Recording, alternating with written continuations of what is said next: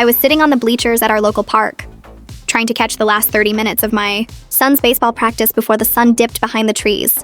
My 7-year-old Leo was out there in the dirt, sweaty, focused, and looking like a total pro. Every time he made a play, he'd glance up at me, point his glove, and shout, "Hey Dad, did you see that?" I'd laugh, give him a big thumbs up, and yell back, "I saw it, buddy. You're a natural." But after a few minutes, I noticed another kid sitting alone on the bench.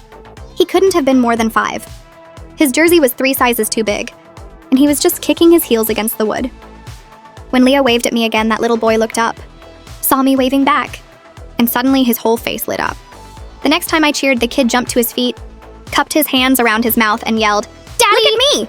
He started running in circles, doing these goofy little jumps, and every time he finished, he looked straight at me, with the biggest, most hopeful smile I've ever seen.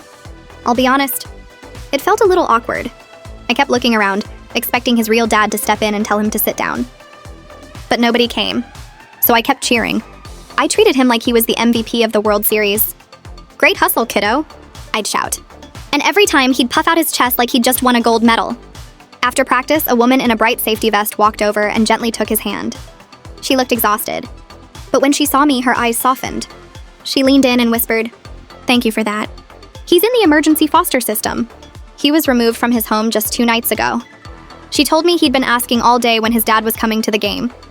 When he saw me cheering for Leo, he just needed to feel like someone was cheering for him too. I told Leo the dust from the infield was getting in my eyes, because I didn't want him to see his old man completely breaking down in the parking lot. Sometimes being a hero doesn't take much. It just takes a wave, a smile, and a little bit of your time.